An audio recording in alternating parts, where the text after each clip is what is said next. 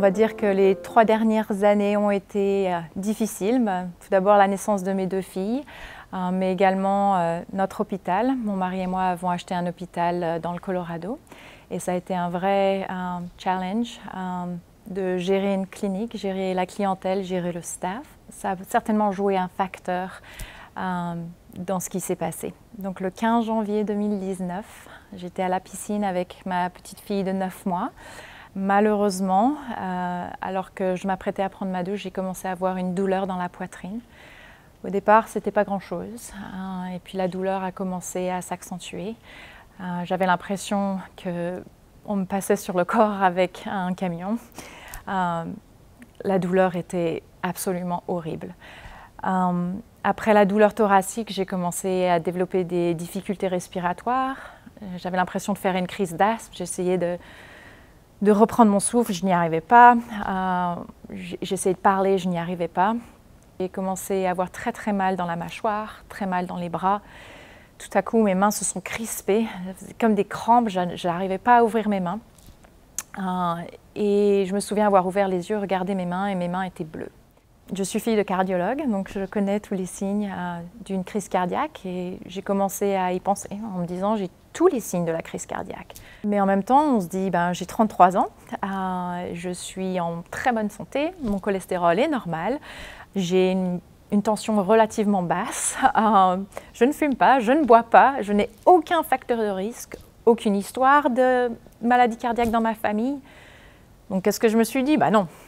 C'est pas possible, ça ne peut pas être une crise cardiaque. Aux urgences, j'ai peut-être un petit peu aidé la confusion parce que j'ai dit au médecin que j'avais une histoire de crise d'angoisse. Il m'a dit c'est certainement une très grosse crise d'angoisse, ça arrive, on va te donner une injection, mais on va quand même faire les tests habituels pour les douleurs dans la poitrine. Donc ils m'ont dit on va faire des examens sanguins, analyses urinaires, des radios du thorax et puis on finira avec un ECG.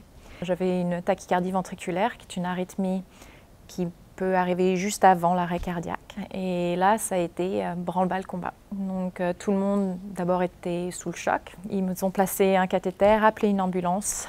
J'avais un défibrillateur sur la poitrine et ils m'ont envoyé dans l'hôpital le plus proche. Dès que je suis arrivée, le cardiologue lui-même est venu me parler. Et là, ça a été direct. Il m'a dit tu as tous les signes possibles d'une maladie qu'on appelle SCAD. Donc c'est une dissection coronaire spontanée. Donc c'est l'un des vaisseaux qui va au cœur en fait pour aider la circulation, qui se bouche à cause d'un hématome. Malgré ma connaissance médicale et être fille de cardiologue, je n'en avais jamais entendu parler.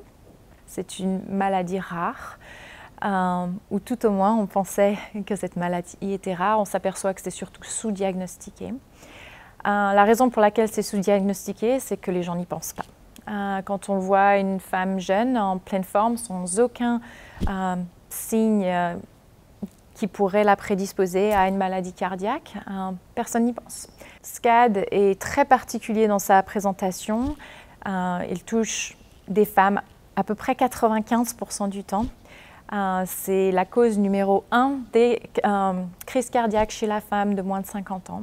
À l'heure d'aujourd'hui, le but principal, c'est d'essayer d'éduquer le public. Éduquer le public pour leur dire que ça existe, pour dire aux médecins, pour dire aux pompiers, pour dire à toutes les personnes qui sont impliquées dans la gestion de ces patients que la crise cardiaque peut atteindre tout le monde et qu'il ne faut jamais l'ignorer. Donc si vous souffrez d'aucun des signes que j'ai mentionnés, une douleur dans la poitrine, parfois c'est une douleur dans le dos, douleur dans les bras, douleur dans la mâchoire, détresse respiratoire, la nausée, les vomissements, tous ces signes doivent être une alerte pour une possible crise cardiaque. Il vaut mieux aller vérifier qu'il n'y a rien de grave, rentrer chez soi et tout va bien, plutôt que de rater une crise cardiaque qui peut vous coûter la vie. Donc c'est le message que je voudrais faire passer à tout le monde et en espérant que ça sauve la vie de quelqu'un d'autre.